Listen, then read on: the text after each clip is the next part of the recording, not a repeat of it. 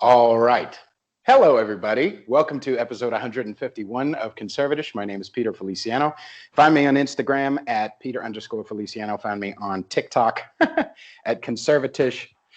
And Facebook. And you can also support this podcast at patreon.com/conservatish, or you can Venmo me directly at Patreon or at Peter-Feliciano.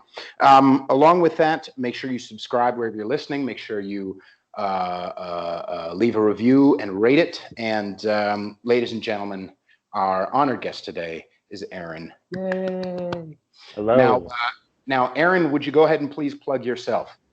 Yeah, absolutely. The project I'm working on right now is a podcast that is more or less about just the films of the 1990s that we call Hit Factory. I like that. It's pretty fun. It's a little pop culture friendly. So if you're at all a fan of, the 90s and the movies that came out of it were fun. We definitely do get a little bit leftist. We talk some politics on there. We definitely, bring that kind of stuff in. I found a way to talk about Medicare for all and class consciousness in a conversation about a Sandra Bullock rom-com this week. Of course. Because of course I can, right? Because I love sour and things like that. But yes. Exactly. Exactly. But we're having a lot of fun with it. We're relatively new. We're on Spotify and Apple Podcasts. You can find us at Hit Factory. We also have a Patreon as well. We're patreon.com/hitfactorypod. And if you subscribe right now through the end of August, we're actually taking all of our earnings from patrons and donating that directly to a COVID rent relief fund by an organization called The Conscious Kid that is giving money to some low-income families in need to try to help them out. And we're looking to raise some awareness of their cause and try to get some money to some people who need it. So that's my pitch. That's awesome. Good for you, man. I'm just selfishly keeping it all. Hey, we will eventually, right? Right. Every once in a while, I'll give money to a homeless person or something, So, yeah. Now, you and I know each other through obviously a very different context. We know each other from just, a spiritual group that we know each other from. And I think it was the people of color do horrible things all the time, just like whites. Number 3, and you commented on that. Now, was that the first time you had delved in before? Because obviously, before you commented, you had heard a couple of my shows, but had you heard a few before then? I hadn't seen that particular series of yours, but I had seen some other things that you had posted on social media, and got curious enough to listen to a couple of the most recent episodes of Conservatish. I think the one that I jumped into was your one with Carrie Smith, and went back a couple and listened to a few of those, and have actually listened to I think pretty much all of them up through your conversation with Zoe. I realized I was like, I think I disagree with Pete on most things. but there were a couple of things that you were talking about on the podcast specifically and in your conversations where I said, Pete and I actually do agree on those things. And one of the things that I think I saw very frequently was sort of this conflation of all things kind of left of the dial as the left. And, kind of decided to start a dialogue with you just because I think that there's a certain sect of liberalism, which you bemoan on the show a lot, that complains about people with your particular ideology and the points that you're trying to make, and dismisses them outright with anger, with name calling, and with a lot of reductionism. It's very easy for those conversations to devolve to just pointing the finger and calling people racist and bigots and idiots. And I don't think that that's the case. I don't think that that's necessary for a thoughtful dialogue. Meaning, yeah, absolutely. So you mean you don't concur with those people? No, I do not. Exactly. And so, I think when I reached out, I maybe briefly touched on the idea of something that is what I would consider leftist or like a leftist ideology being independent from modern liberalism, and the two actually being at odds with a lot of things, or on the subject of a lot of things. And so I thought it might be an opportunity to just say, like, hey, I've been engaging a little bit with what you believe, but I don't know all of it. And I think we agree on some things. And I think that we both Absolutely. decry certain elements of like liberal culture, namely, the completely unsustaining like cancel culture and identity politics and all of these things. But I think that we disagree on a couple points. And I thought, oh, this might be a nice opportunity to have a conversation about what, at least in my experience, what leftism looks like, and differentiate that from liberalism, as I'll call it for the show. Okay. So what do you describe yourself as? Well, I mean, there are all kinds of terms, and I guess, the fun answer to that is it depends on what kind of company I'm in. Because if I'm gonna, if I, am already with people who validate my claims, I have no problem leaning into, the label of Marxist or socialist or any of those things, insofar as socialist has any real meaning anymore. But I mean, the thing I guess that most people would be okay with is Democratic Socialist. Okay. It's sort of a belief in the existence of and the necessity for a lot of structures that we have in our system already governmentally, and just pushing, I think, for a better system of government. I think that the distinction happens where, and I made this point to my partner recently where I told her, I said, I think the only real distinction and difference between a lot of people is that conservatives have only ever experienced bad government and bad leadership at that level and decided that means we should have less of it. And I think that, Democratic Socialists— Less government, you mean? Less government, right. Okay. Conservatives have only ever seen people governing poorly and want less of it. And a Democratic Socialist sees people governing poorly and says, I want different people in there who can govern better. Okay. And do more in terms of, creating a sort of system of fundamental kind of like social parameters and governmental agencies, organizations, things like that could make those things benefit more people. Okay. Now, do you feel like, to get a bit into the minutia of it, do you feel that part of it is let me try to clarify what your stance is on things. Sure. Would it be more leaning towards let's get different people, or more leaning towards let's get more people? That's a good question. I think it's just different people. I don't think that it's interesting. That's a good question. I think that for me personally, and again, I can't necessarily speak on behalf of everybody, but for me personally, it looks like getting people with different ideologies and different viewpoints than we currently have. I think one of the things where conservatives and where liberals, specifically Republican and Democrats in government, actually agree and actually have kind of a level of cohesiveness is in their reliance on corporate donor bases and a lot of money in the system. Capital drives a lot of their decision making, and so those people inevitably only serve an elite class, people who already have capital, people who have a lot of money, and a lot of special interest groups who can put some dollars behind them. And so I think a lot of the candidates that I've supported. Excuse me. Bless you. I hope that wasn't too loud. I've never sneezed on a podcast, I don't think. Well, hey, it's a first time for everything. Right. A lot of the candidates that I have supported in this election cycle, and a lot of candidates that I've historically supported, have been people who have specifically focused on grassroots donorship, right? On individual donors, and decided to say, I'm not going to allow big interests and their money into my politics because that corrupts things and makes me subservient to them instead of to the people that I govern. And I think that's the distinction for me is getting different people who fundamentally agree with that idea of serving the most people instead of serving the people who have the most. Right.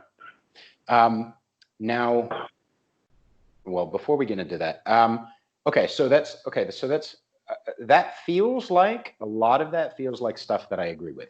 Yeah. You know what I mean? Where I, and maybe I would say a lot of more deep thinking, because I'm incredibly smart, where a lot of the more deep thinking conservatives or people who aren't that side differ is the idea that the quality of people will change it. I am more of a believer that, which is this belief is very anti-identity politics. My belief is that yes, humans at their core are beautiful and wonderful and good-natured and all that stuff, but that many things corrupt us, right? And that power is one of those things, right? So even if we change it up and get a different type of person in there, even if they have different color skin or a different background or different whatever, eventually having that much, I mean, that's why, the 4-year term is a good idea. Things like that. There are, I mean, outside of Congress and Senate and things like that, where people have terms of 45 fucking years, there are systems built in to not let power go to their heads. You know what I mean? And ultimately that kind of supports that idea that I don't really think that a better quality of person exists. Okay. I mean, I would say that that's a fair fear or concern about people who govern. I guess then, my question is what is the solution to that as it pertains to electing officials in order to lead and having people do a job? For you, would it be having less people or just less control when it comes to those politicians? I think it would be both. Okay. I think adding more people adds to the bureaucracy. I think adding to the bureaucracy means we need to hire more people. I mean, just like back in the day, Frank Zappa has a wonderful little rant where he talks about back in the 60s, the reason why a bunch of experimental music got made is because there was one executive and he was like, I don't know what these kids are going to want. Hey, mop kid, little 17-year-old mop kid. Hey, mop kid, why don't you tell us what type of music we should make? Do you like this? And the little mopping guy is like, yeah.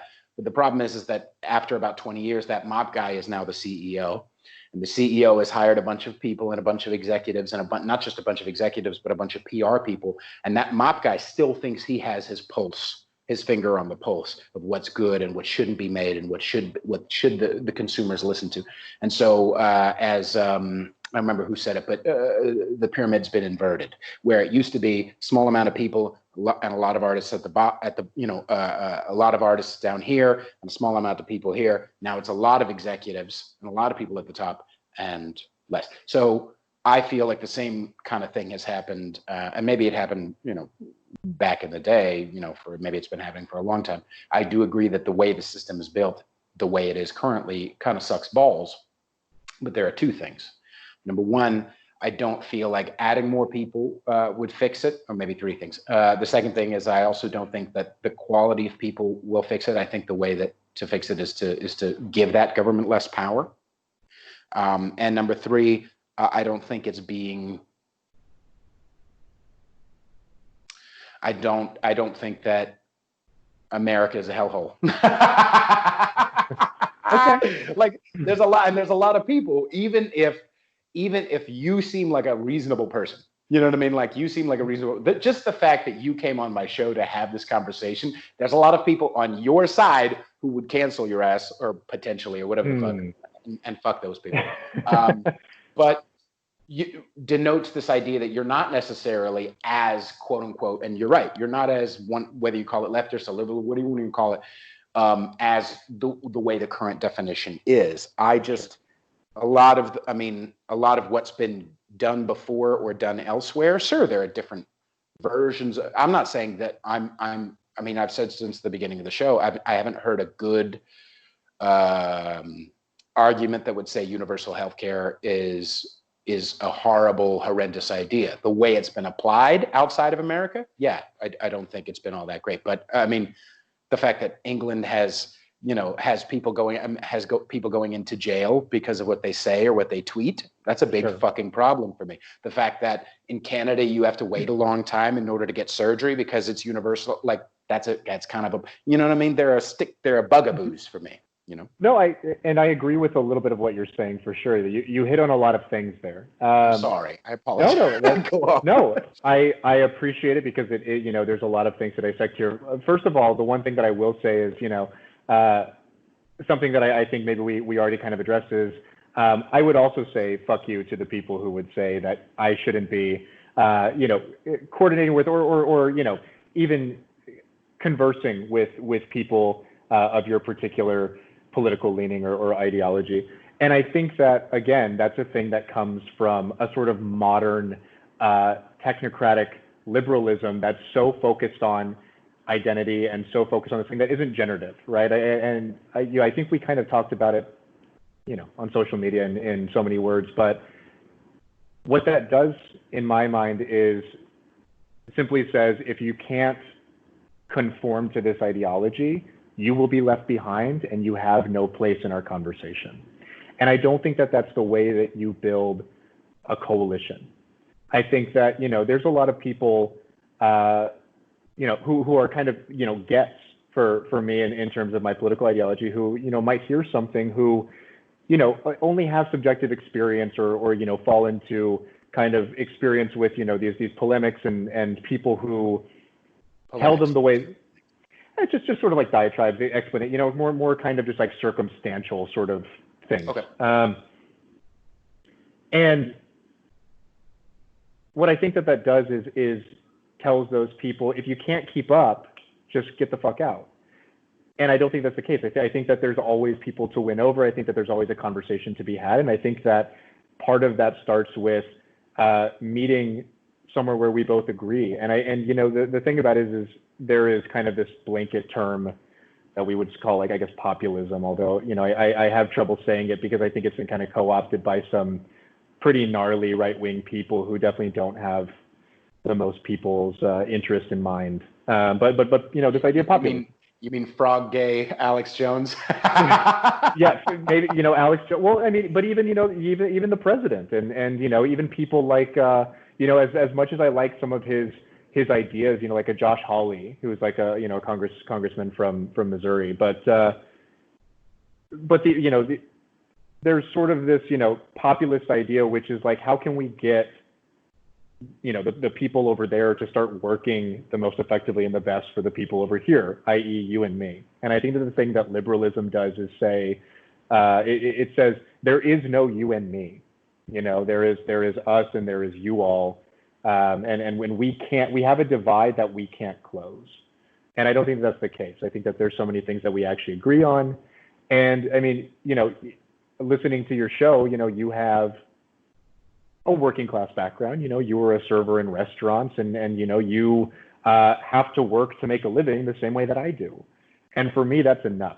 For me, that is kind of that point where we say, okay, well, there's a place where we meet on an experiential level, which is, we all have our bills to pay and we all have our needs that need to be met and we need to earn an income and we're all kind of, part of the same system. And I think that the thing that liberalism kind of does is what you've touched on your show a lot, which is creates these sort of victim narratives for specific people and leaves other people out, or specifically points the finger at other people and says you're at fault. I don't subscribe to that belief. I don't like the conversation of white guilt that's happening right now in our society. I think that the idea of white privilege, and I think that the idea of being a white person who has experientially in their life things that differ from people of color is not a fixed thing, right? You don't need to continue to mourn this skin that you were born in. That's not necessary, because it's not proactive either, right? It allows you to feel bad and seek some level of recompense and cleansing, but then it doesn't ask anything else of you. It doesn't ask you to do the work of saying, how do we breach that divide? How do we help people of color beyond just feeling bad for their predicament and situation? How do we actually, you know, address some of the real issues systemically in our society that mean that people of color, you know, the Black population, the Latino population, are so overrepresented in that community that lives below the poverty line? How do we fix that? You know, and that's the thing that I'm more interested in. I'm on board with that. Couple of things. I don't think that,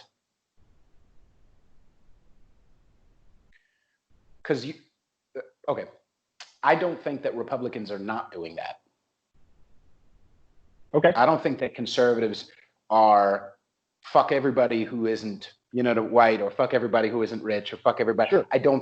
I think that we have different ways of fixing the problem, but I think that, and again, I don't know if I necessarily classify myself as fucking anything, but I don't think we're not doing that. I think having a different solution doesn't mean that we don't agree that a problem exists. Number one. So like, as an example, I saw today some weird stat in New York on a bus thing. And again, who knows if it's true, but it's from the New York government. It said 50% of Black businesses in New York City are less than 5 years old.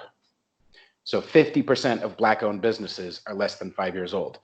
I'm not saying that that's because of Trump, but Trump didn't impede it, number one. And number two, that means that there's more opportunity, there's more, and usually a lot of that has been because of tax cuts and because of more opportunity, things like that. So things are getting better for the Black community, even though we're under a conservative president or Republican president. You know what I'm saying? I think I do. And, you know, one thing that I'll dispel now, because I maybe this hasn't been clarified yet, and just for, you know, whoever's watching, I don't consider myself a Democrat. I vote independent. I vote for specific people that I believe in, or whose policies I agree with, and I don't vote for people if I don't feel like I have a dog in the fight. So as of right now, I am certainly not voting for Donald Trump just because I don't agree with a lot of his policies. I am also not voting for Joe Biden at the moment. Yeah, I have actually decided at this point, you know, unless there is something that compels me to do that based on policy and based on initiative from either of the candidates, I'm just going to keep my ball and go home. You know, like that, there's no need to play in that particular race for me. And that has made me persona non grata with a lot of people who I think identify more with, like, you know, the Democratic side or the left side. And I frequently get called a Trump supporter on Twitter, which is super fun. I've been added to a couple of lists, you know, and suck a fat dick. God, I hate those people. Well, and the problem with it is this sort of like, you know, this false dichotomy, this like tribalism of like, you're either here or you're here. And I think the reason that I enjoy elements of your show is because, yeah, I mean, it's in the name, right? It's that you're not quite here or here on either side of that spectrum, that there's a couple of things that you agree with on either side. Right. You know, the other thing that you talk about in terms of Republicans having different means to solving the problem, I think that on paper you're probably right. I think that on paper meaning the impetus for them, or the intention for them, or on paper meaning what's actually written in the bill? Well, what's actually written in the bill. You know, I think that, and maybe there's intentionality there. You know, I can't really speak to those people's, you know, hearts or minds or anything. And I honestly, I mean, I will say that I think that there's a valid concern that there are lots of people who actually, you know, in our politics do hold racial beliefs, do hold classist beliefs, do not like certain sects of people in this country. And I don't think that that's, you know, a division between, you know, the D or the R. You know, Joe Biden in interviews yesterday asked an anchor if he was a junkie and if he took a cocaine test, you know, for his job. So, and you know, said that you're not Black if you don't vote for him. So I don't think that racist tendencies or beliefs that are racist are exclusively a thing in the right wing and its deepest recesses by any stretch of the imagination. But the one thing that I will say is that I think both parties have failed sufficiently to address making life better for working class people who represent the largest part of the American population. Where I say that statistic is one that I say, great, 50% of those businesses happened in the last 5 years under Trump presidency, tax cuts, access to capital, an economic boom, so to speak, are all realities. And they're things that you can't really take away from the right wing or from Donald Trump, even though I think that there's a lot of really tribal, really intense liberals who would try to say, no, he's 100% bad, and everything he says and does is terrible. For a certain group of people, the experiential, the experience of living in America has not been that bad. And one of the things that I think of though is that that's still a business owning class that benefits from what the Republicans do. And I think that it's important to differentiate people on the basis of a hierarchy of class and access to capital and to their their earning and all of those things, as opposed to the identity distinction, right? Now, go ahead. Now, differentiate. Does that mean again exclude from the conversation, or not at what does all. it mean for you? Well, so for me, it is that there are wealthy Black Americans, just like there are wealthy white Americans. There are college-educated Latinos, just like there are college-educated whites. That is a reality of the details and the nuances of America. Right. When it comes to that differentiation, it doesn't mean an exclusion. What it means is that we need to address the fact that overwhelmingly and over the course of the last 20 years and even beyond that, we've seen unprecedented growth in inequality between a working class and an elite, right? Capital, earnings, wages have either stagnated or gone down in communities of like working class people, white or Black, and the group of people who benefit from our system and from deregulated capitalism and from, right. This sort of like free market tax break kind of world that we live in has actually gotten a little bit smaller, and that wealth has gotten more accumulated. So you're not seeking to vilify or exclude from the conversation, but just that you're just differentiating, meaning that's your main bugaboo. It sounds like is economic opportunity more than anything. Absolutely, economic opportunity. It's not about identity, because there absolutely are poor working class white people, and a lot of them have been left out of the conversation for the last 20 years. It's the entire reason that I think Donald Trump is president. People try to say, Russia or Bernie Sanders or racism or any of those things. By and large, I think that the biggest factor in Donald Trump's victory over Hillary Clinton in 2016 was that for 8 years of an Obama presidency, the Democratic Party moved further and further away from taking care of working class people, specifically people in the middle of the country and in impoverished communities in metropolitan areas and big cities.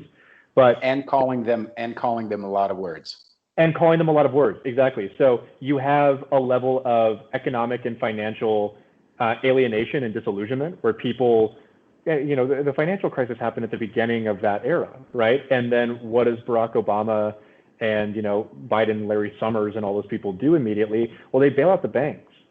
They make sure that Wall Street doesn't fail, and they make sure that those people's wealth stays intact and actually grows during a period of intense economic stagnation for people at the bottom who are losing things. And then those people didn't get taken care of. And then they also got called racist. And they also got called bigoted. And they also got called stupid. That does not engender a lot of faith in that party from those people. And, so what I think the biggest thing that is a differentiating ideology between like liberalism and the left is that the left is, you're right, focused on that economic liberty and saying that if we even make just like, slight alterations to the way that we tax the people who are earning $13 billion in 1 week during a pandemic where people are getting evicted from their homes, if we just, just a little bit of their financial acumen, if that goes to a social safety net, or that goes to people who are in working class positions, who are losing their jobs, who are losing their homes, we wind up with a society that grants people more of their material needs as a certainty and gives people a better opportunity to thrive. Okay, that makes sense. Now, couple of things I want to talk about. Firstly, I don't necessarily hold with. I certainly am not. What's that idea? The one you just said about, I think it was Bezos, right? Who got like 13 billion in a week, right? Now, was that him personally, or was that Amazon? Well, I believe it was probably Amazon. Okay. Go ahead. Okay, so that's part of what I would point out, right? Because and number two, how much benefit to us working class people does somebody, and I'm not full on, I don't understand a shit ton about Reaganomics and trickle down theory, but I am saying, you said that there was in the last, what did you say, 20, 25 years, there was a huge increase, right? But that increase has been mostly through Democratic policy, not conservative, Democratic policy, not Republican policy. Yep. From what I remember, and again, I wasn't, just from the people that we were in a boom in the 80s, and then we were in a boom in the 90s, right? And then it started to, right? So where exactly along that timeline do you feel like it was the application of more democratic policies, if you want to call it or left policies versus right policies, that made that gap? That's a really good question. One of the first things I'll address is kind of the acknowledgement that, yeah, it's probably Amazon earning 13 billion, not Bezos specifically, but actually, if I think about it, it may have been actually that Bezos's specific net worth, his valuation was up 13 billion. Sure, I'd have to look it up. Either way, a considerable amount of money for a CEO. And one of the things about that is, like, I don't think that people who are business owners, who are successful, who have a lot of wealth, should be vilified. I don't think that I believe in a society in which those people aren't allowed to have wealth. What I take issue with, I think, is the fact that the disparity between someone like a Jeff Bezos and the people who I can, see when I look out my window right now, who are like living in the alleyway, is so stark. Even in a society that's very wealthy and actually really has enough, like there is no scarcity in our society when it comes to that, like, access to economic stability. It's just the way that it's distributed, and I think that there's by all means enough for everybody. And I think that certain people are just keeping a little bit more of it than they really ever would need, and using it, like we talked about, because it preserves their power. Now, here's a couple of things. And maybe this is an anecdotal part of this conversation. But I remember, and there was a funny video, I think, on TikTok like a week ago. This black kid and this dad is filming him in the back seat, his first paycheck. And he's just like, watch what happens. Watch it. Did you see that one where the kid opens it up and he's like, I imagine what happened. Right, his taxes took, and he's like laughing at the kid, right?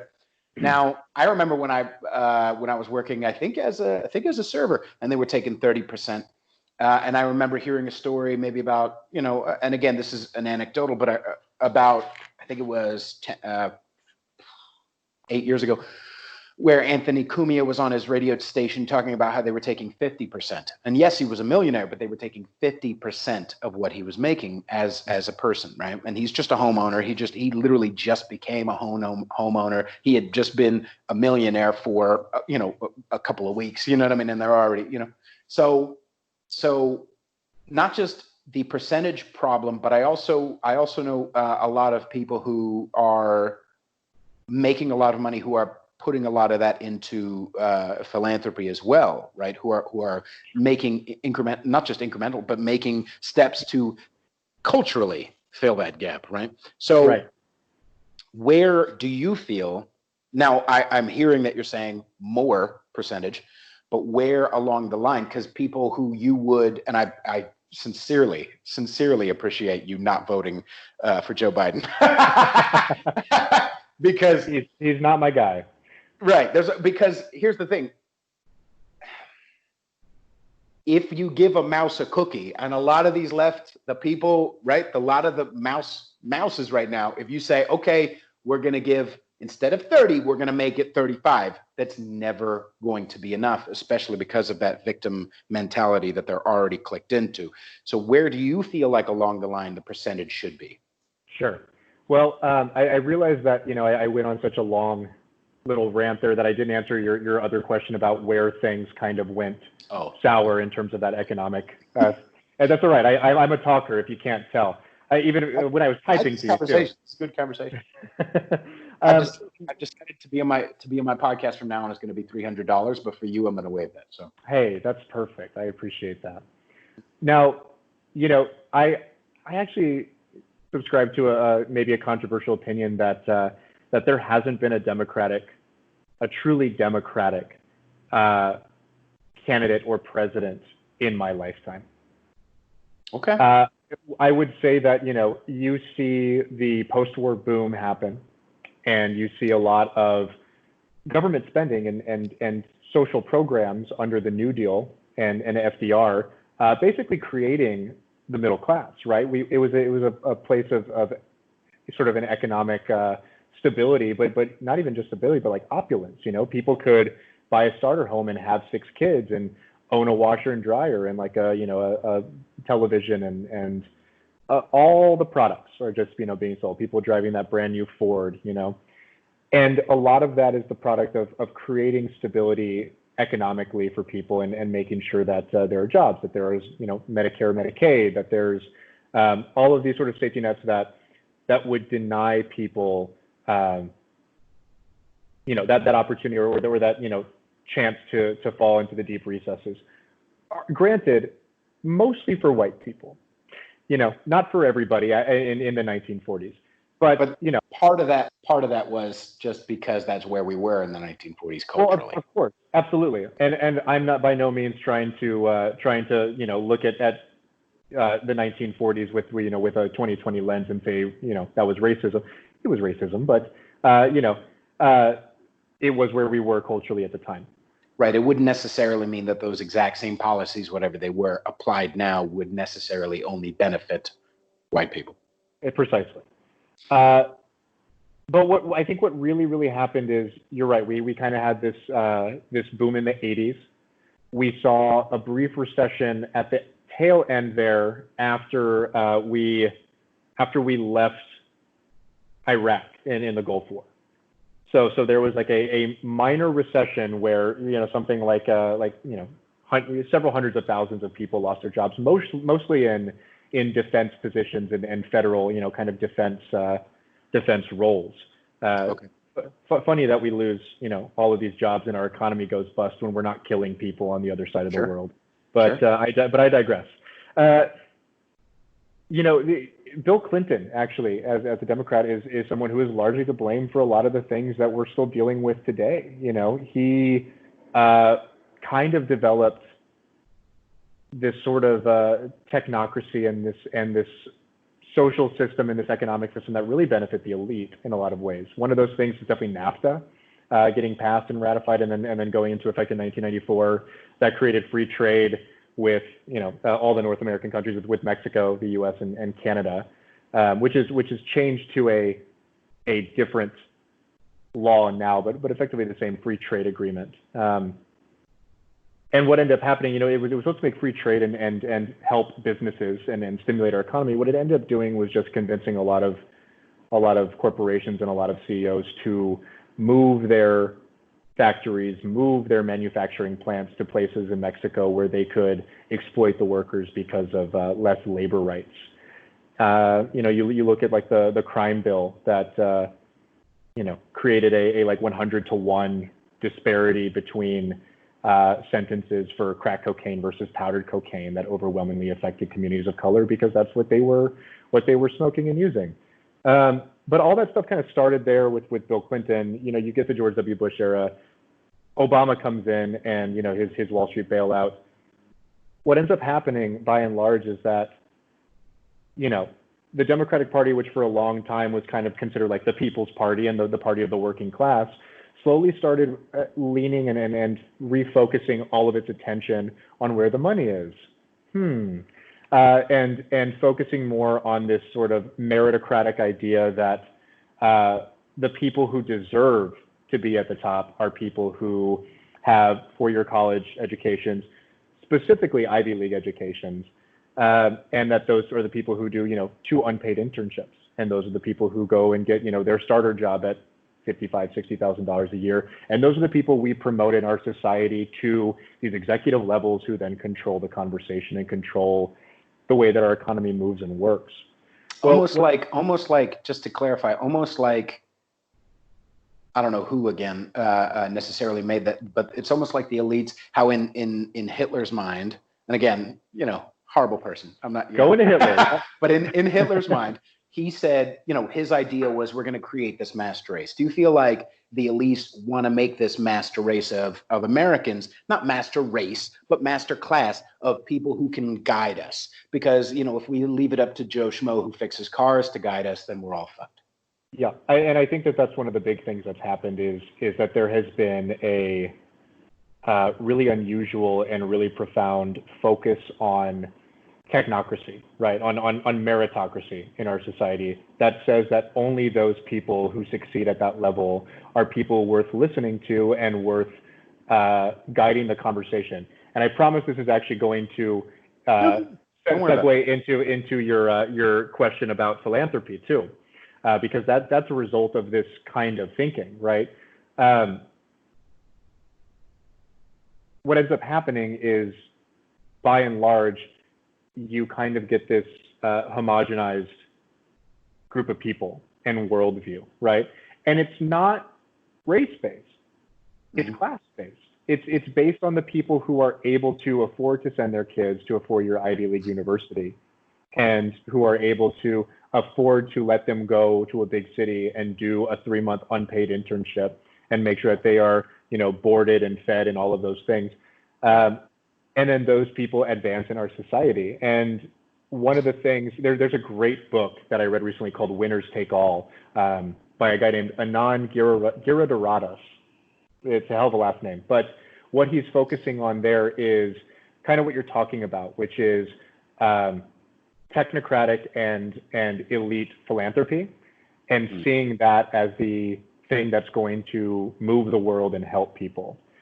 And what he kind of argues against is that practice and says, we actually just need to create governmental systems and need to create a leadership who can create policy, who will take care of these things. Because what we're doing is basically hoping for and focusing on these sort of breadcrumbs from the people that are at the top level of our, that's a hell of a lightning bolt. Yeah. We're relying on these people who are top tier, who are largely an echo chamber in our society, sure, and who guide the conversation. It is frankly one of the things that's to blame for a lot of identity politics in general, I think, you know, and we can get into that a little bit. But what ends up happening is a person like a Bill Gates, right? Mm-hmm. Bill Gates gives a ton of his money to the Bill and Melinda Gates Foundation and a ton of his money to causes that he thinks are important globally for him and you know, the people who adhere to that belief system and all of that.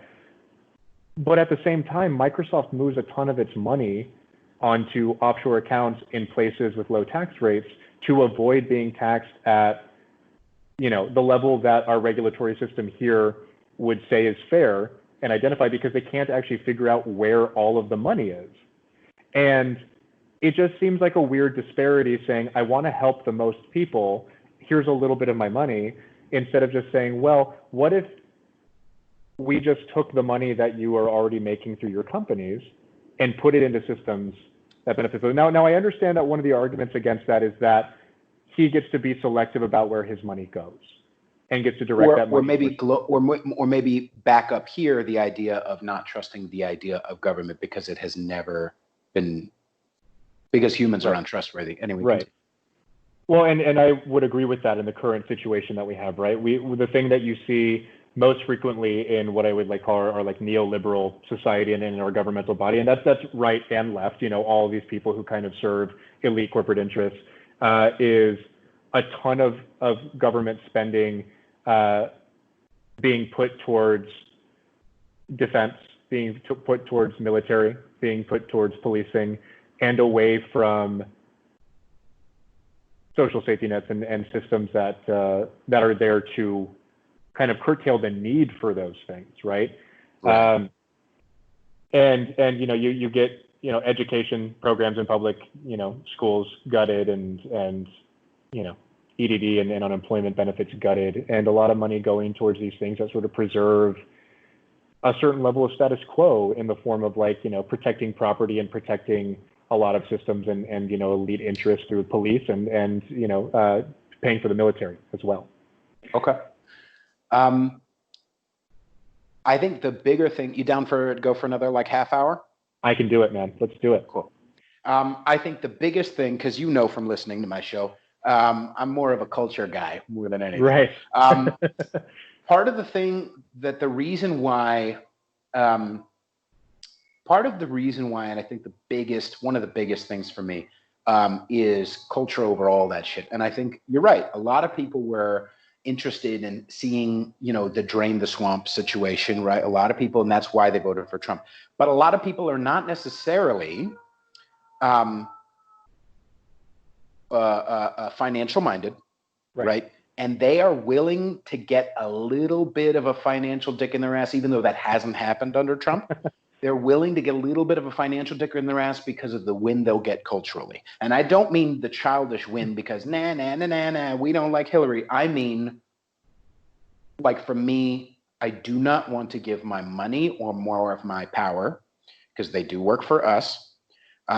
I do not want to give any more of my money or my power to people who are going to continue to let the machine of current day liberalism roll along, because it will turn into, I personally believe, it will turn into the death of culture and the death of humor and the death of sex and the death of art and also, yes, the death of a lot of people. Right. So I, as I've said on the show, for me, and I don't know if a lot of people, sure, they're Trump can do no wrong, whatever.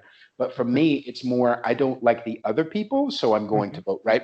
So culturally, I think people, especially in the Midwest and the South, are smarter than we think, who are don't these people who are getting trampled by Trump's policies, don't they understand that they're getting trampled by Trump's policies? I think a lot of them don't really give a fuck. I think ultimately, if you really got them alone, they more don't want to culturally give in to the side that's going to kill humor, sex, art, love. Do you understand? I do. No, I definitely do. So I think that's something to factor in. I don't think these people, because I've had what's his face, Josh, on my show, and he'll be coming back. Have you had a chance to listen to his Pioneers episode? I listened to a little bit of that one. That was a good one. Yeah. Yeah, he's a smart kid, but and he might be older than me. I don't know. Black don't crack. But one of the things that I don't like the idea, and I'm not saying you're necessarily saying this, but I don't like the idea that, okay, we're going to protect these middle-class people from getting trampled, or these lower-class people, these lower-class whites especially, let's say. Right. We're going to protect these people because they don't know what's best for them. Okay. I honestly think that I would agree with you for the most part. If tomorrow I saw progressive leadership ousting the Nancy Pelosi's and the Chuck Schumers and the Steny Hoyers of our government, it would be a great day for me. I don't like their particular brand of politics, and it's an interesting thing meeting this on the cultural front, because, like you said, a lot of people are disinterested in the economic level of this thing, but the way that I see it is that, and again, this is my explicit worldview, not anyone else's, but I think that, some people who, generally subscribe to the idea of Marxism or socialism or whatever, long-winded thing Jordan Peterson would call us, postmodern neo-Marxist or whatever it is. Most people would say that culture war and culture wins are a thing that has been sort of deliberately set by the elites to create a combative nature between a lot of people of that working class, right? We fight, exactly. Well, we're fighting for scraps, more or less, right? Because we don't actually have any real liberties in our society.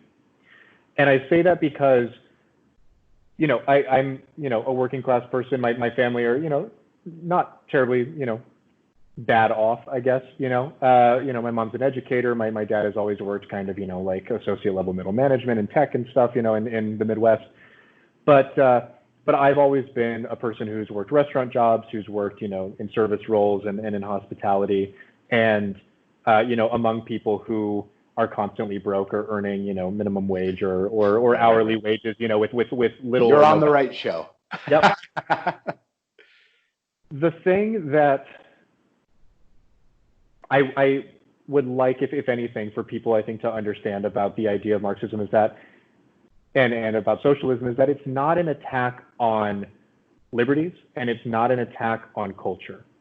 It's purely an economic thing that says, if as a society, we aren't constantly struggling and constantly in fear of losing our material stability when it comes to food security, when it comes to housing security, when it comes to as individuals or collectively?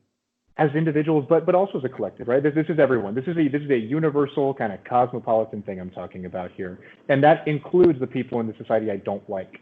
Even rich folks. If we make access to education, if we make access to food, if we make access to healthcare, if we make access to housing something that is more accessible to even the people in our society who have the least, society gets an opportunity to thrive on that cultural level because they are not constantly focused on and constantly tortured by that level of the hierarchy, right? You think about Maslow's hierarchy of needs, right? When those things are uncertain at the very bottom, your shelter, your safety, right, you don't get to thrive at that higher level. And so, I think that, socialists and Marxists or whatever the hell you want to call them would tend to say that Marx actually agrees that we want culture to thrive and be open. And I'm totally a proponent of and an advocate for free speech. I don't think that we should live in and occupy a world that is homogenized to the point where only one ideology is seen as sound. And if you are ever of a dissenting opinion, that you should be shunned in our society. I hate cancel culture. I don't think that it's sustainable at all. Right, and I'm on board with all that, but don't you feel like people who, not only have they, tried to, label you as the enemy as well, but I said this on the Kerry episode, people, the way that current day liberalism is built, the way that current day leftism is built, has to bend to the will of the extreme, right? There's nothing built into current conservatism or current republicanism or whatever the fuck you want to call it that makes us bend to the will of crazy ass alt-right cunts, right? There's nothing built into the system, culturally anyway, that makes us go, you know what, I better shut up because, hick motherfucker wants to, right? So, right. So there is something culture. I'm not saying pick a side, but I feel like right now is not the time to split hairs in a way. Right now is not the time to say, well, I'm in the boat with these people who are wanting to kill your boat, but I don't want to kill your boat. You're in the boat, and you're saying that you're not going to vote for Biden anyway. So I get that. I'm not trying to label you, but I am trying to say to the people who are like culture, the cancel culture, this machine, just like any machine you build that by broken weird little humans, it will eat whatever it comes across, and it will come across you. And I'm not seeing that danger from the right. I'm not seeing that danger from the right. Right.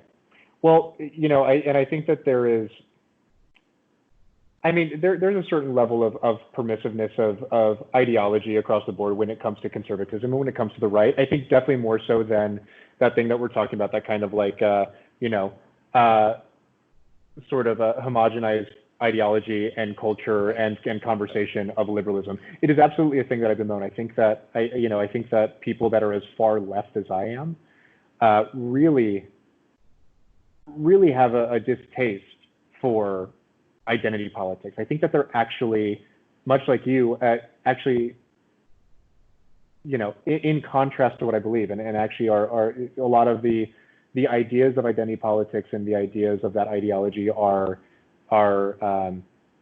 they can't conform to my worldview and to my particular perspective. The reason for that is I think the kind of culture wins that liberalism tries to permit. And again, it's a thing that I keep coming back to because it's how I see the world. But we go back to that idea of like that technocracy, right? You go back to that idea of an elite class dictating and guiding the conversation, who are largely liberal and who are largely shifting, I think, culture and identity from a couple of key wins, from progressive movements that I think were good on, in their intention, but have kind of been co-opted by liberalism to be the only thing that matters. So right now, just to clarify, you're talking about Soros and Black Lives Matter. Well, I mean, yeah, to an extent, no. Soros is Soros. He has a lot of money. I'm not even gonna touch that subject because I'm gonna, get called out by someone here. We'll get canceled, right? But the thing that I see most often is, the ideological and identity window, separate from like the Overton window, shifting more to the left and shifting more towards being more inclusive. But I can't get behind the idea that the way to eliminate racism is to make sure that there are more Black female CEOs. Right. In my worldview and my idea of the economic structures that pervade society, that is not a win. More representation on a board of directors is not a win. Right. What I would actually rather have is just more people of color and poor whites and everybody benefiting from those systems and those hierarchies in general. Now, so the main fulcrum then is equity versus equality of opportunity, right? Equity is the problem, I feel, just like you're saying, where we need to force feed a Black person into the CEO position. We need to force feed this. We need to oust this white person, even though they're a progressive and they're on our side and they, they're trying to hire as many Black, right? And this is, I think, the bigger question, because we still have like 15 more minutes. Mm-hmm. I want to talk to mostly. I'd like to push you on this subject specifically. If the problem was what the problem was, I would agree with the solution. Right? I say this all the time on the fucking show. I have heard you say that. Yep. I don't feel like the problem is that bad. Now, what do I mean by that? Am I saying that nobody's struggling financially? Fucks no.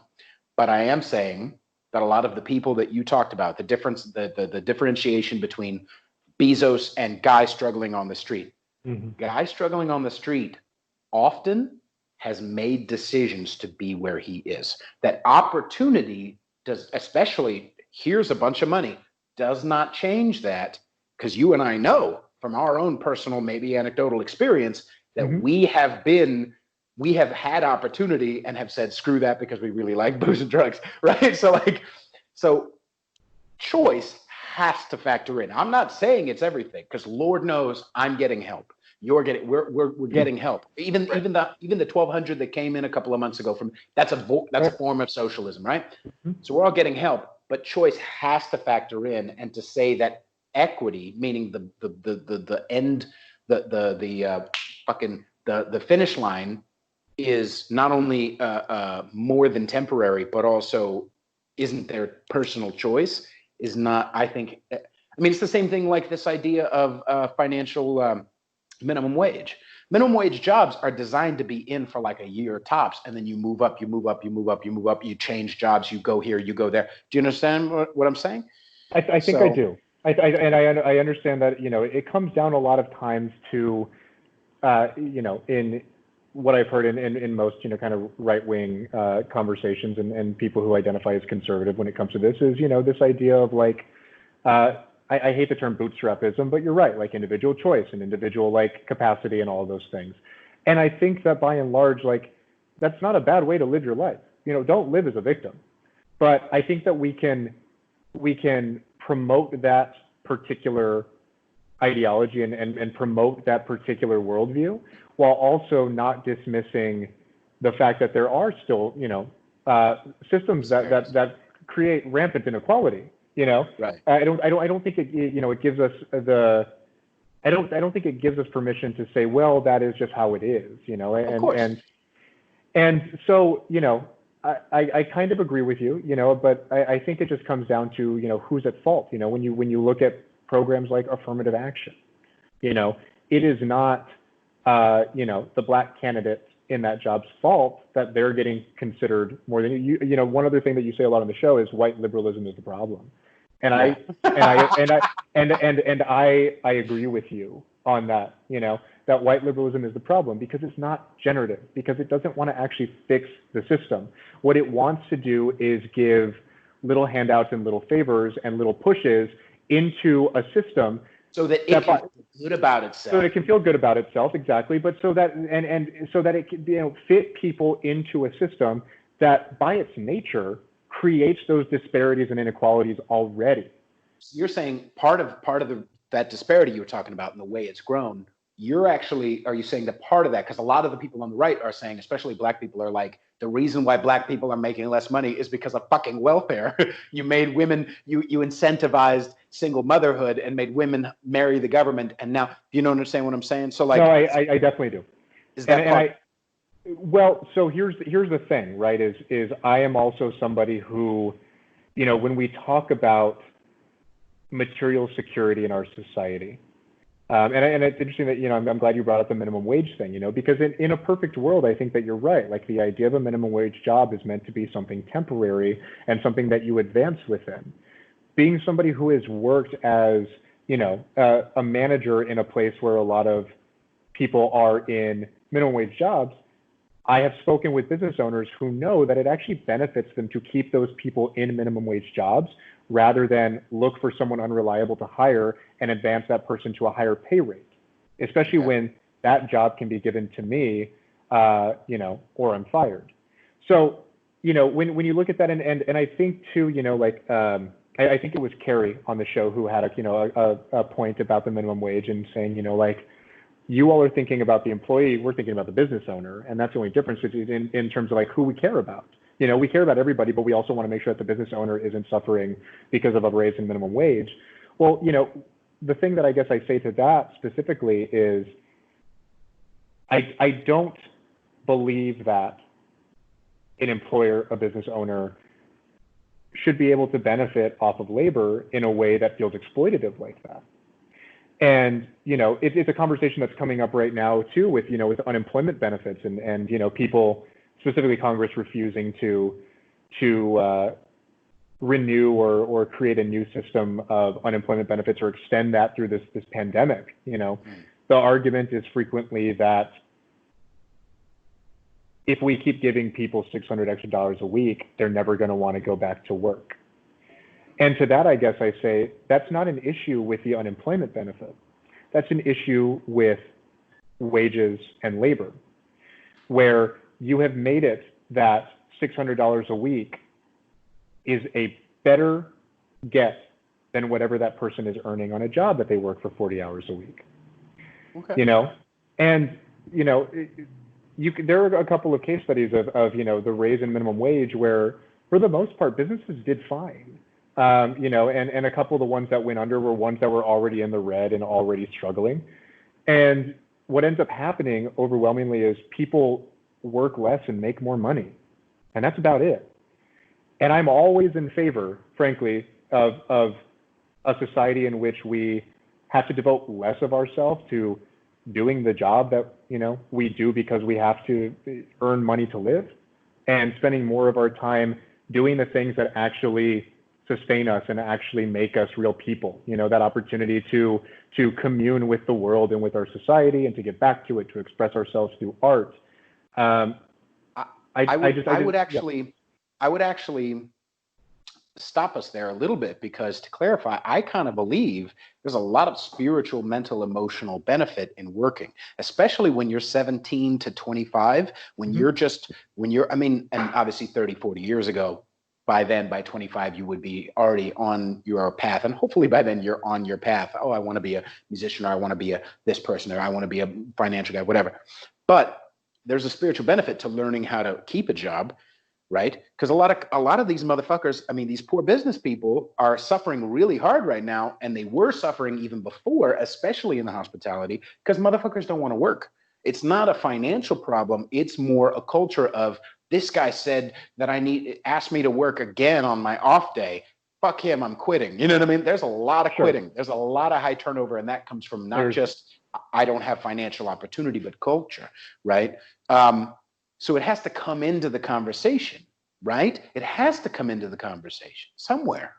Yeah, and I think it does. I'm certainly not saying that you shouldn't do something that you enjoy, or that there isn't, opportunity to be of service and to enjoy the work that you do and to approach it from a particular place.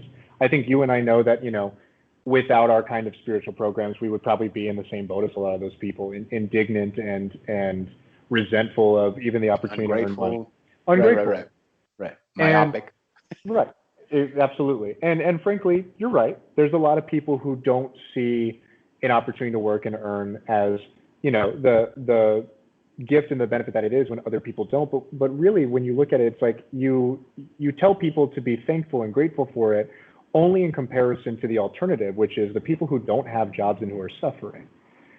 I wouldn't even say that. I would say on an individual, maybe anecdotal, but on an individual spiritual basis. And I'm not saying God, whatever. I'm saying on an individual, the building blocks that you get, just like the building blocks you get from learning how to fuck, or be in a relationship, comes from bad relationships. The building blocks, the mental things you earn, the life skills all come from having life skills. I don't think and maybe part of that could absolutely come from college, but a lot of that high turnover is because culturally they come in and they're not told, okay, yes, some business owners, some managers are douchebags, but a lot of them are not. And them asking you to put a little forward, you're adding value to yourself and internally to yourself. Meaning, here's I guess maybe the bigger overarching thing. I think we can get towards utopia, but I don't think we should be shooting for it. I do not think we should be shooting for it, especially thinking that, man, if we just didn't have to work anymore, we'd all be sitting in a grass field having a picnic 24 hours a day. That's not a thing. We've never been a thing like that. Humans will always, even especially America, is a perfect example of when things go well, we start to eat each other. There's something in our fucking nature that will not be rest and not be happy. We'll find something to complain about. We'll find something to kill each other over and to rape each other over. Okay. Humans are fucking humans, and we can try to ease it, and we're doing better, by the fucking way. We're doing better than we ever have been, partially because of the, even as an example, I heard a lot of people say that part of the reason that Black people and Mexican people and whatever are hardest hit by Corona is because they don't have health insurance. Okay, that is a fucking horseshit idea.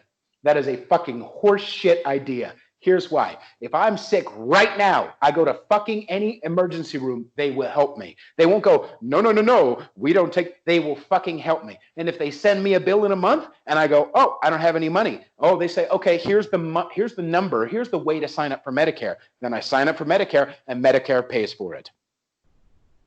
There's not a lack of opportunity in a lot of this, and we're doing better than we ever have been. You understand what I'm saying? I guess I'm making like 80 points at once. I'm sorry.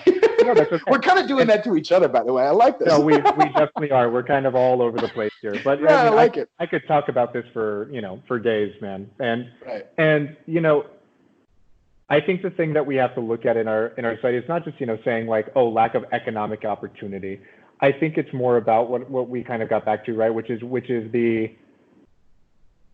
kinds of jobs that are granted to people and the kind of jobs that people can get in their immediate periphery, right? Like a lot of people in working class communities and impoverished communities can only get those minimum wage jobs. And some of those things are thankless, and a lot of those have overtime, and a lot of them are like very physically strenuous work. And I don't necessarily know that I would say that that's the kind of work that everybody in society that is of a certain, socioeconomic status should be working.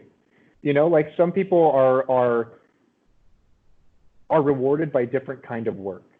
And I think that more often than not, it's not even economic opportunity. I think it's more of just like that kind of like meritocratic thing that we go back to, which is like, how many actual possibilities are open to somebody who lives in that community who only has like a high school diploma or a GED, that can't get those jobs, where we put a lot of those parameters on that say, you have to have a 4-year degree, you have to have an internship, you have to have 5 years of experience to get in and do the job, right? And that's not just a racial thing, that's a cultural thing too, And I think that we put too much emphasis on that and don't give people the opportunity often enough to thrive on the level of finding work that is meaningful to them, and ask them instead to find the work that they can get. You know what I mean? I'm on board with that, but I also think a big part of that, is that why should a company invest, especially if they're a smaller one or they're not a huge brand or whatever? Why should a company invest in a shit neighborhood where they know they're going to have a lot more loss and a lot more danger and a lot more? So of course, yes, it would be great if Apple could be in East Palo Alto, but there's no reason for Apple to be there, because they're going to have a shit ton more turnover and a shit ton more danger and a shit ton more, right?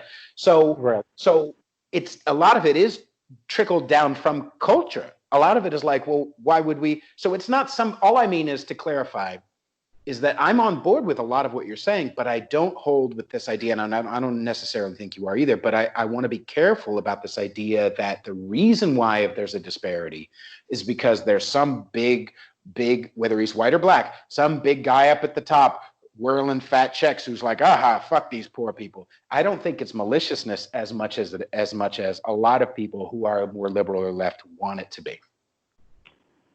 I mean, I don't think that anyone does it with, the idea in mind to punish or extort black people. That's not the idea.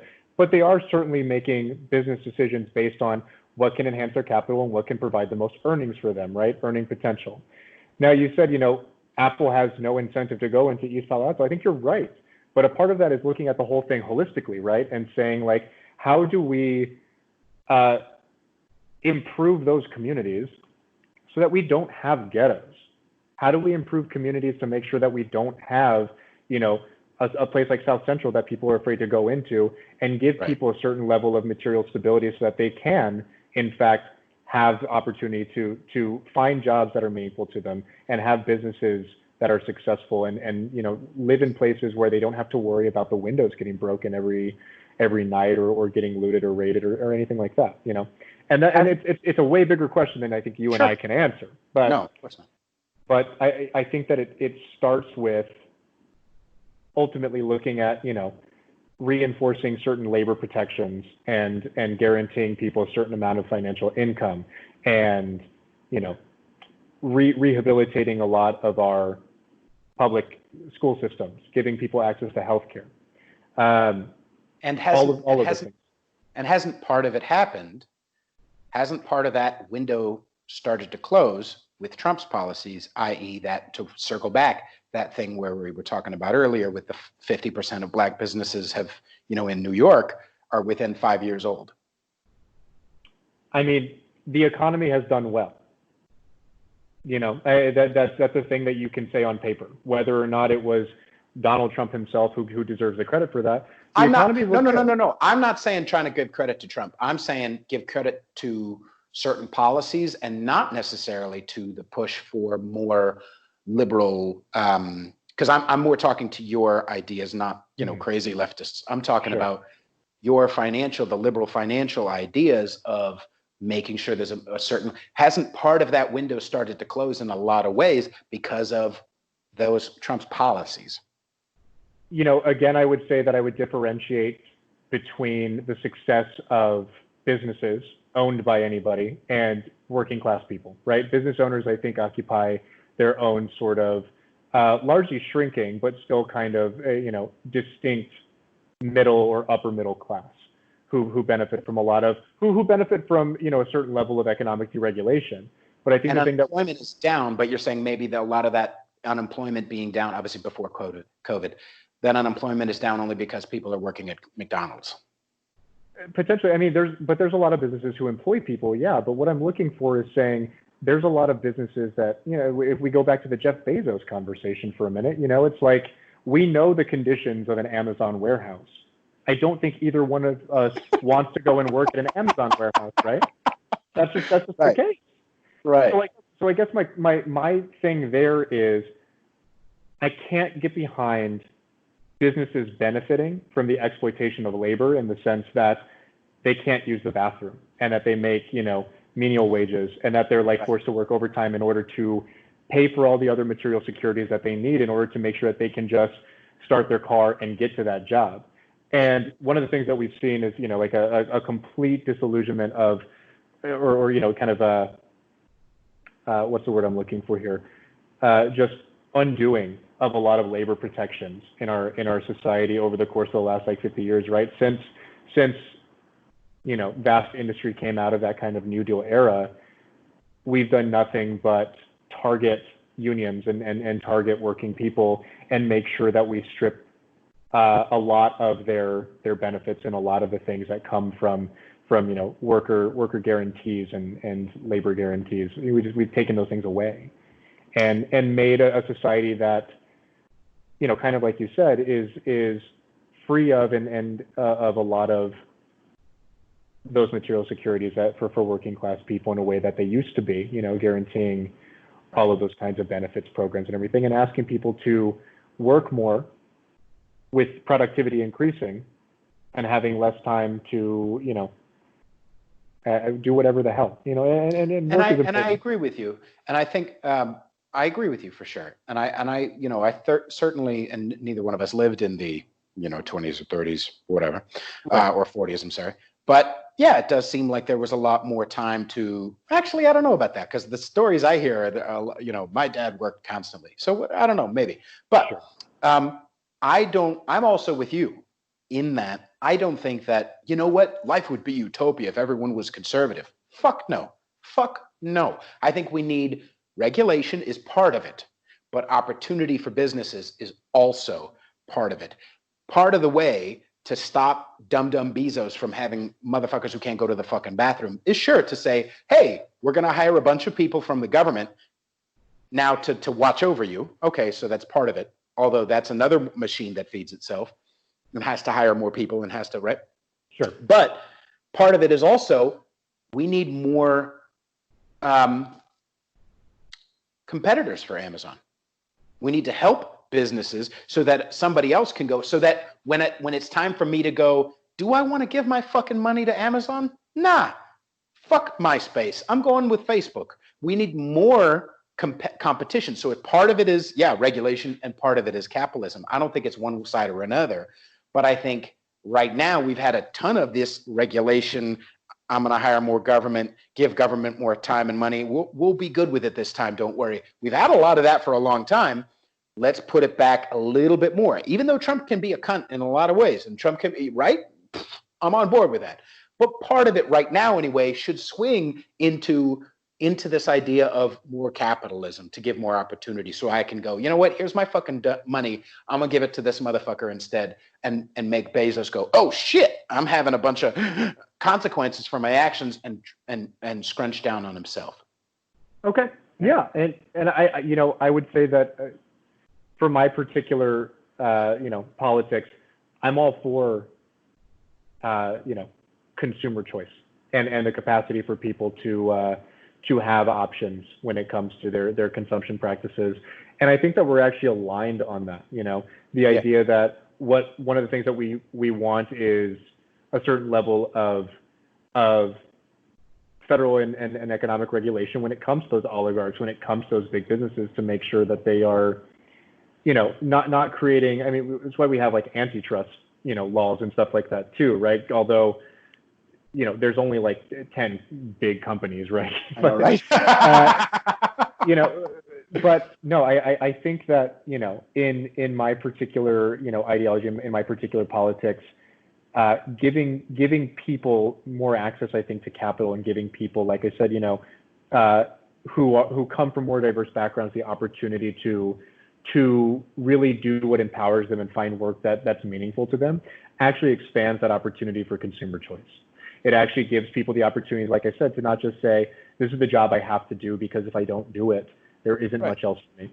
And actually gives them the capacity to say, you know what, like, I have an opportunity here to try something else, and to take a risk and to take a gamble on a business or something that they're passionate about, or to dedicate some of their time to, trying to promote and monetize their art or whatever that thing is. And I think that we actually agree on that. Right. And I think, I'm, again, culturally, and we should start wrapping up. But like culturally, I think we're on the same page in a lot of ways, but, and maybe this is anecdotal, but a lot of kids that grew up in very well-off families they may have the capital to build on, to pull from, to do the things that they need to do that will give them more money, but they lack values. And that is exemplified in a lot of times, as a joke from 30 Rock, the best show that ever was created. 30 Rock, who's like the first generation comes in and they work themselves to the bone, and the second generation they're more they innovate, right? Yeah, right. They innovate, and then the third generation, goes around the world in a boat and decides to just live themselves. Right. I want to. They just blow through the money. So money and opportunity does not necessarily equate you're going to do good things with it. And that's, again, so we need both sides of this. And I think you're on board with that. We need both sides of this. So how, though, do we, how do you personally fight your own side? Let's close with that. How are we going to kill these white liberals? Wow, How are we going to do this? Because it can't, right now anyway, part of it is obviously coming from the right culturally, and coming from Trump, and coming from, but it's gotta, in a way, come from a bunch of people going to the other side, and that cancel culture getting smaller and smaller. And it's not happening right now. LeBron motherfucking James crying his eyes out because poor black people, even though he's a motherfucking goddamn, and I'm not saying that just anecdotally, I'm saying motherfuckers in the 70s and 80s. When you listen right now, I was listening to fucking James Brown and Rick James earlier. Fun. That's what they were. They were fun. They were singing about fucking, and they were dancing, and they were having fun. The left, the culture left right now, is going to suck all of that away, calling poor James Brown and poor Rick James, who were way not well off, and yet had a shit ton of fun. They're going to choke that. So how do you fight it? Yeah, well, we could talk for another hour with me contesting maybe some of the the nature of like a James Brown and the fun while other people were not, and people singing about it during the era anyway. But right. One of the things that I think it starts with is exactly what we're doing right here, Pete, is acknowledging that this is not getting away from the false dilemma, as they would call it in like philosophy, which is saying, you either have to be on this side or you have to be on this side, and we draw a line in the sand, and you're coming or you're not. I think that what it starts from is finding people, and it's really the reason I'm here, right? It's because I know, Pete, that like you are not, just knowing you personally, not a person who I can point to and say, oh, Pete's a bigot, Pete's a racist, Pete is an evil guy who wants to see people suffer. I know behind someone Asian. I had to do it. All right. Anyway, continue. But here's the thing about my particular politics and my particular belief system is kind of what I've already said, is that it has to be universal. It can't be a politics, and it can't be a policy, and it can't be a world just for some that leaves other people out of it. And so does that mean that you are going to frequently engage with and run into people who have opinions that you find contentious and difficult and challenging? I think so.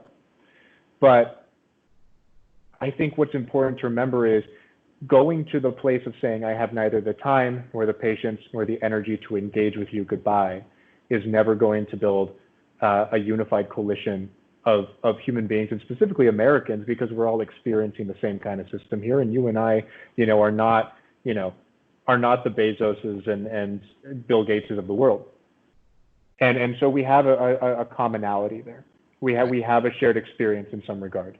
And it's just about finding that shared experience and that commonality with people, even people who you fundamentally disagree with.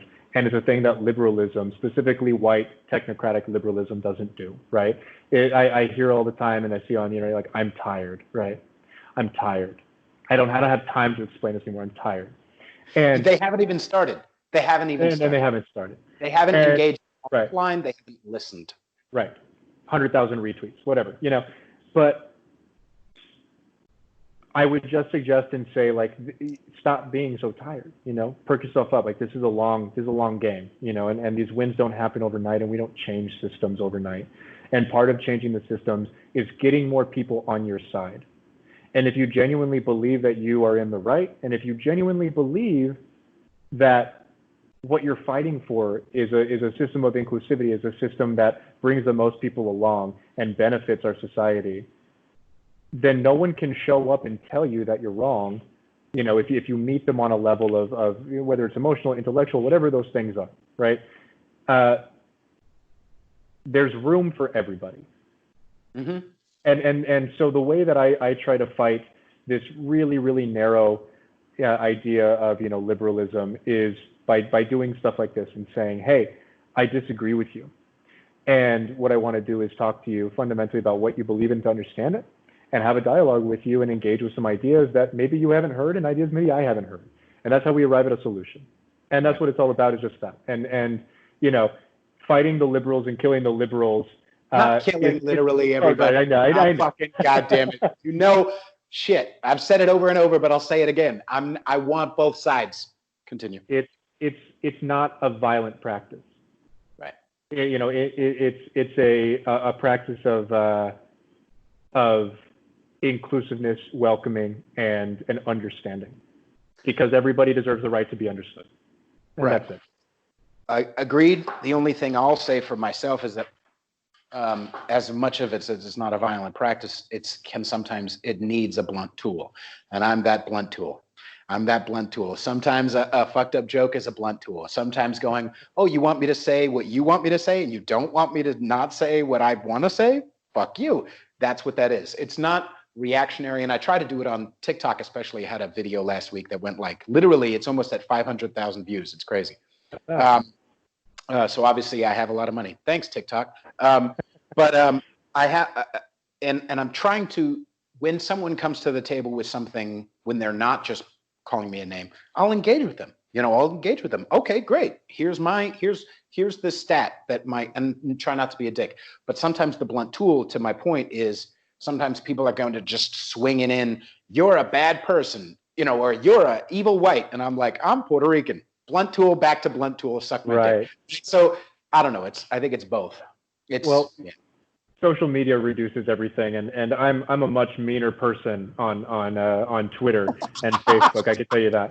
I get a little bit tired of. I'm tired now, right? Of typing more than 140 characters. But anyway. No, it's this right here. This is the work, and I really appreciate getting the opportunity to talk with somebody who I disagree with on some things. It's great. Right. What could be better? Appreciate you coming up. This has been a fucking phenomenal conversation. I'd love to do it some more in the future. Sometime I'd love to engage with you again. Where can people find your podcast? Right. Well, we are first and foremost on social media, on Twitter at Hit Factory Pod. You can find Hit Factory on Apple and on Spotify. We also have a Patreon that has some exclusive bonus episodes there. Every other episode of the show goes up exclusively on Patreon. So it's the only way to get the full experience there. It's patreon.com/hitfactorypod, and you can subscribe there. Awesome. Thank you so much for coming on the show. Is that all you have to plug? That is all I got to plug. Okay. Everybody, please feel free to subscribe. Hit the bell if you're on YouTube. Don't just hit subscribe. And leave a review, rate it, share it with your less offendable friends or your more offendable friends. Tell them that I'm Puerto Rican. They have to like everything I do if they're white. And raise Puerto Rican voices. And then also find me on Instagram at Peter_Feliciano and Conservatish at TikTok. And thank you so much again, Aaron, for coming on the show. This is a fucking phenomenal conversation. I appreciate it so much. It's a lot of fun. We'll do it again soon, all right? Yes, please. Enjoy the rest of your day, sir. You too. All right, bye-bye.